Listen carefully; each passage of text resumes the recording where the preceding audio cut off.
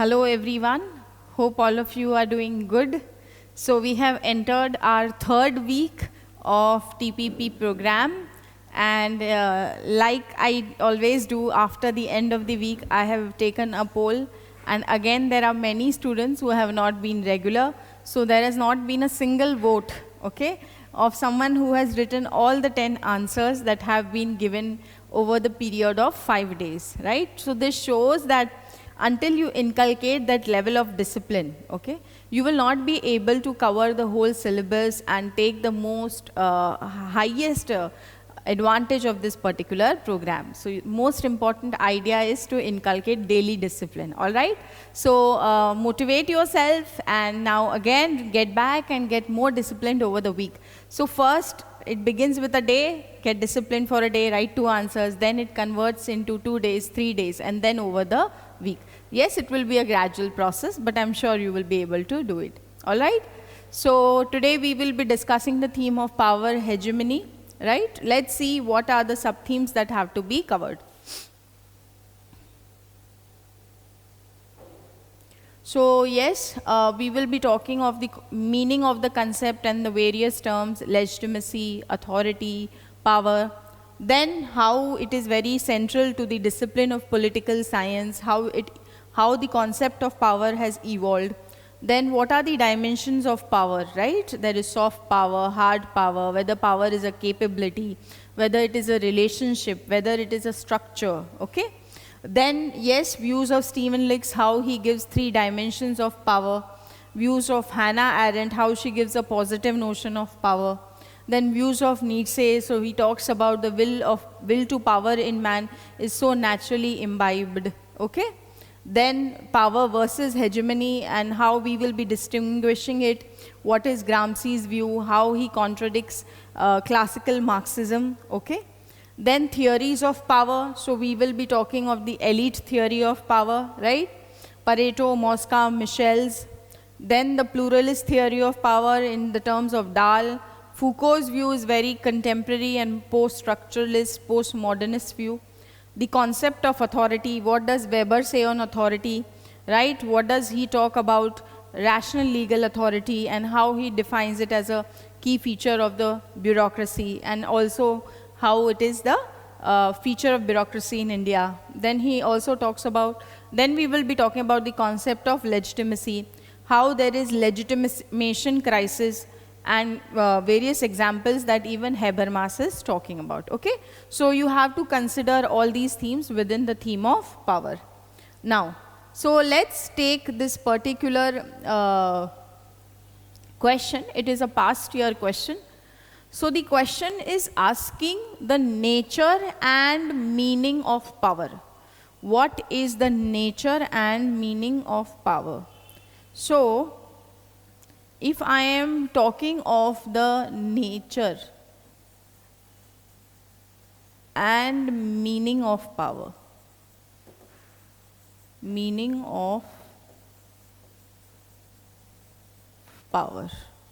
okay? So first we will understand what is the meaning of power, right? Which means how power remains essentially a very contested concept. So whether power is a relationship, are we talking of the meaning of power in relational terms? Are we talking of it in terms of a capability?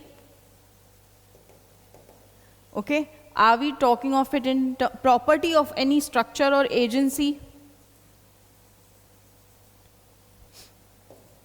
Of structure or agency?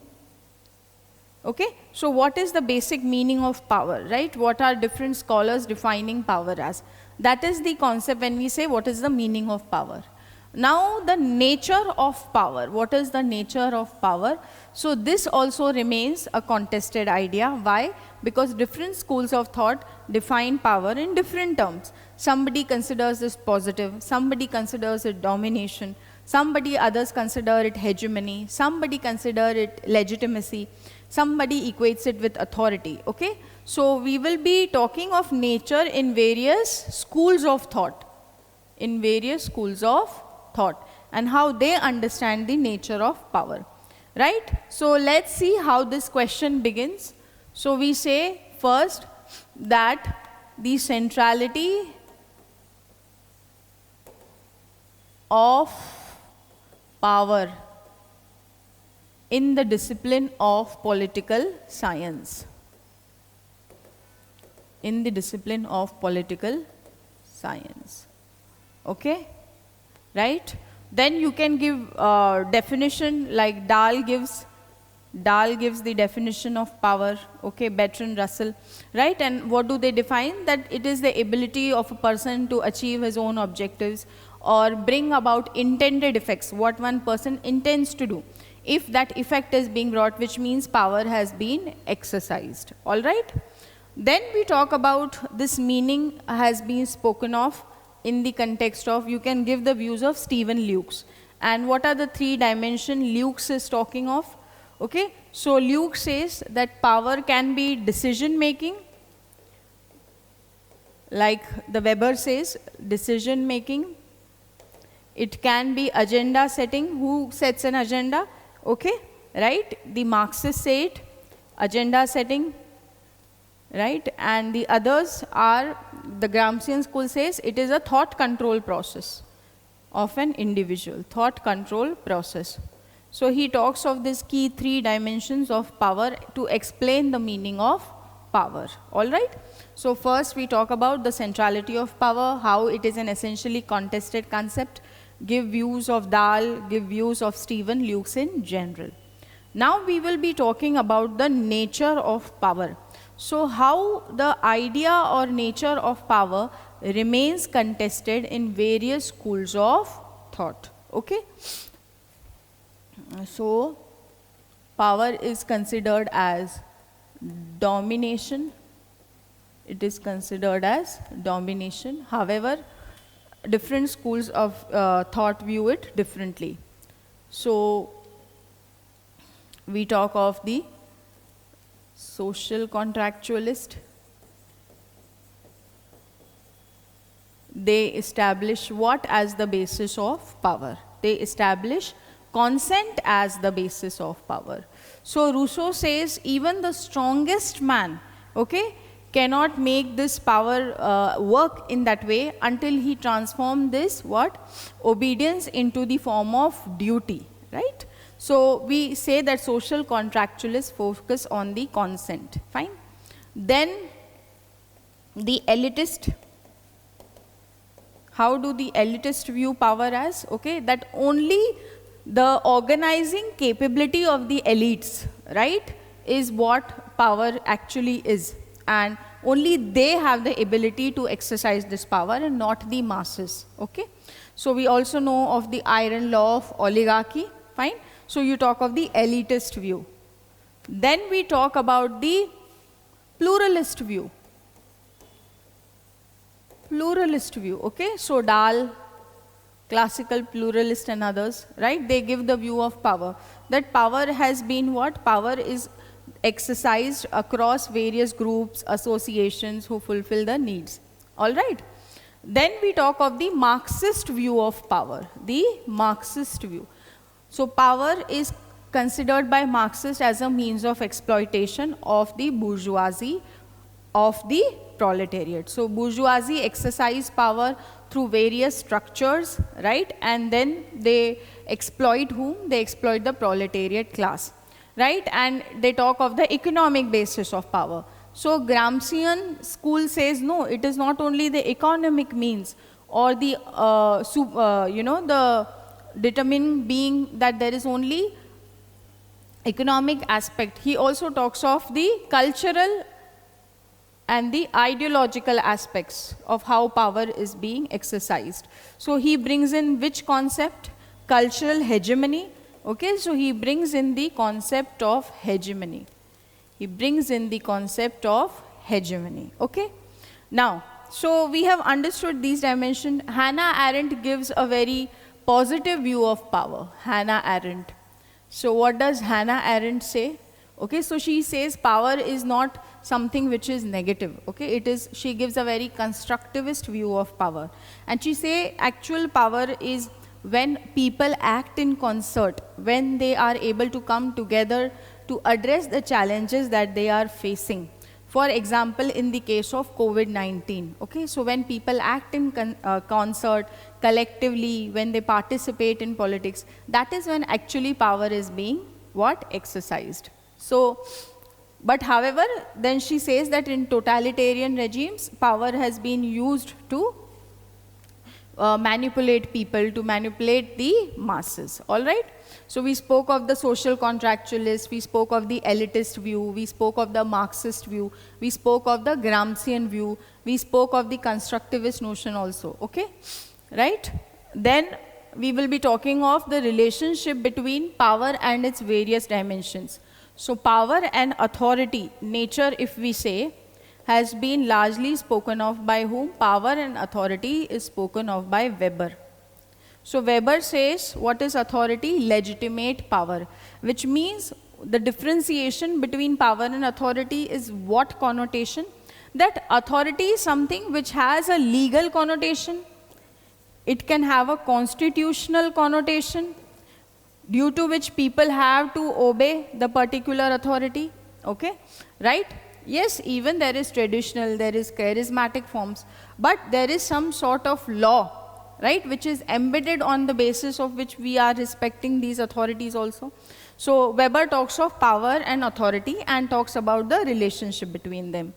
Then there is the concept of legitimacy and power, okay? So when people obey the rules of the state by consent, okay, when there is willing obedience by people, that's when legitimacy is there, which means the state which is ruling enjoys this obedience of the people by their own consent, by their own willing, by their own internal will, and it is not something, and that is when the state will enjoy the decision, whatever decisions it makes, people will comply with it by paying taxes, by voting, by following the laws that have been made, okay? So we talk of power and legitimacy. And then, however, there is also crisis that can come. So who talks of legitimation crisis? So you can give the views of Habermas. And he says that the economic structure and the political structure in welfare state is problematic, okay? Right? So economic structure is capitalism and the political structure is like socialism or democracy, democratic socialism, right? And state is giving too much benefits to the people, and over a period of time, this is not very sustainable. So eventually there will be some sort of governability crisis also that will come into being, okay? So people will stop following the administration, the state, the other institutions and what else. So this, when people stop doing, that is when legitimation crisis will arrive. So Habermas. So we have explained the various dimensions of power when we talk of the meaning of power. And then we talk about nature of power as explained in the various schools of thought, okay? I'll just quickly give you a recap of that so that you can recall. So yes, it is the central concept in political science. Laswell says, political theory is the study of shaping and sharing of power. So this shows the centrality of power in political science. Then, even though it is universal concept around which pol science revolves, it still remains contested like all concepts, right? So Bertrand Russell says power is the production of intended effects, right? Robert Dahl says it is a kind of influence, right? Then it can be understood in terms of capability. He says it can be understood in terms of a relationship or also the property of a structure. Stephen Liu also gives the meaning of power in the context of 3 dimensions as decision making, Weberian view, agenda setting and thought control process.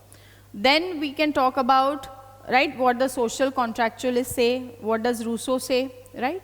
So even the strongest man cannot be strong, he says, until he transforms strength into duty, into right, and obedience into duty. Then Marxist, okay, then Gramscian view, then we also say that it is exercised through hegemony, as Gramsci says, Hannah Arendt's view, then you can give Foucault's view also, okay, postmodernist view. You can also talk about what? The elitist concept, fine. So this way, the entire idea of nature of power is explained in different schools of thought. Now let's understand the next question. Examine Foucault's view on power. So we'll take this up in a key detail. Foucault's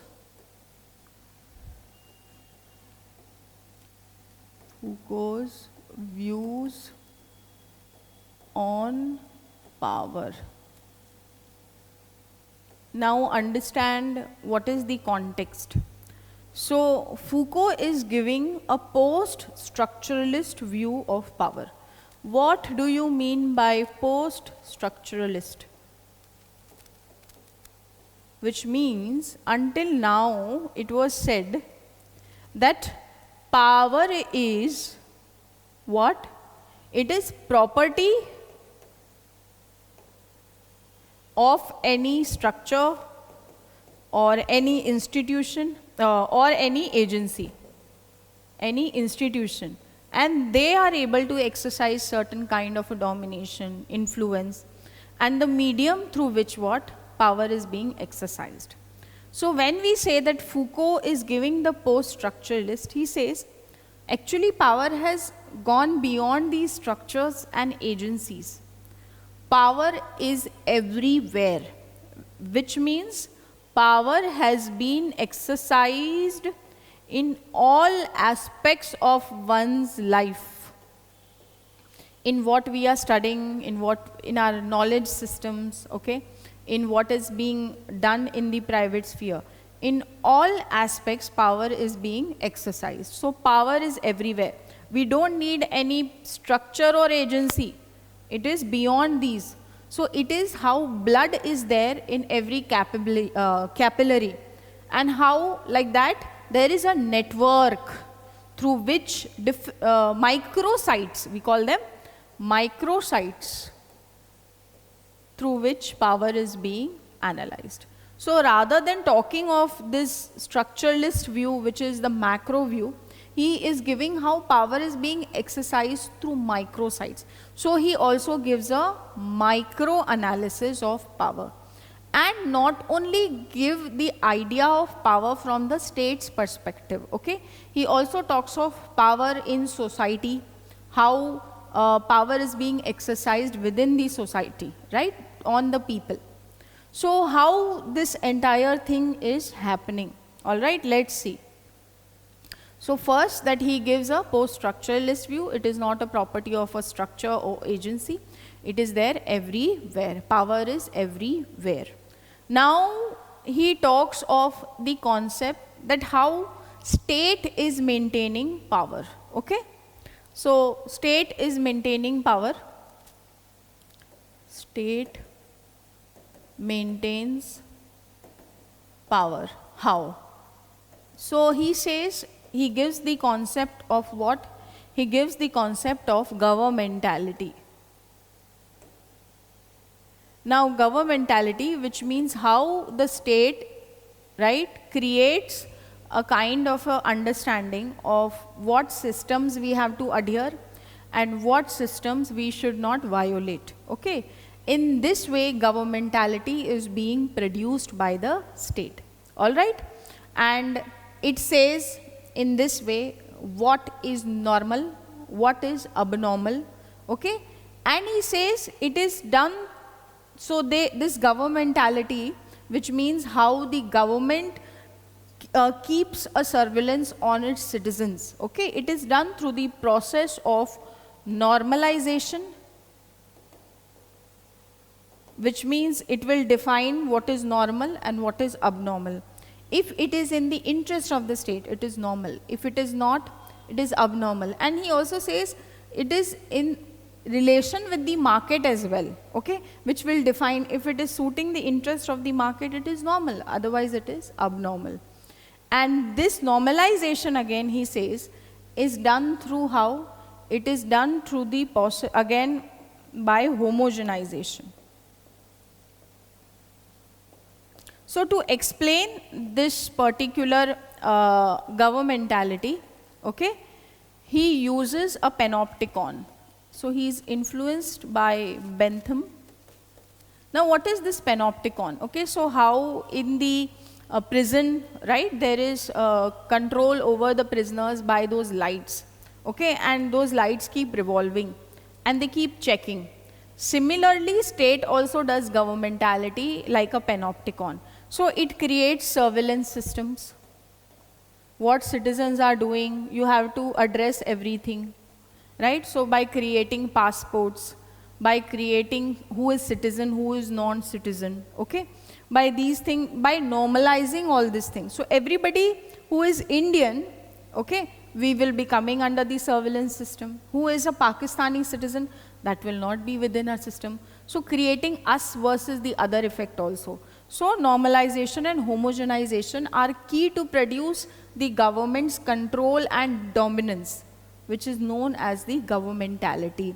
So what is beneficial to the interest of the state is kept and what is not. Okay? So first idea we have saying is that power is not only structure or agency, it is everywhere. Like blood in capillaries, it is there in our knowledge systems and everything that we are studying. Then by using panopticon as an idea, he talks of how governmentality is produced, how normalization occurs, and how homogenization occurs. All right? So in this way, he is understanding power. Now he says it is not limited until here. Okay? So he says, even the realms of knowledge. So knowledge should have been, which should have been attained by either the process of dialectics, or knowledge can be produced by excellence, or knowledge can be produced by learning. So power, knowledge should be neutral. It should be value-free that way, right? Which means we don't have to do propaganda. Knowledge should not, it should not be a discourse, hai na? But he says that even the realms of knowledge, which means the biological sciences, natural sciences, all the disciplines that we are studying, even their power has become a technique. And we are able to control people through controlling these knowledge systems as well. So even knowledge is power. Okay, so how things are being taught to people, even that is problematic. So these are the views of Foucault. Okay, so he goes beyond structures, agencies, and he gives a very different and very nuanced understanding of the concept of power. All right, let's just see.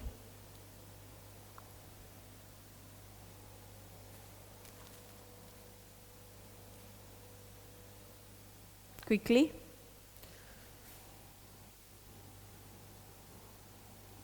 I'm sorry.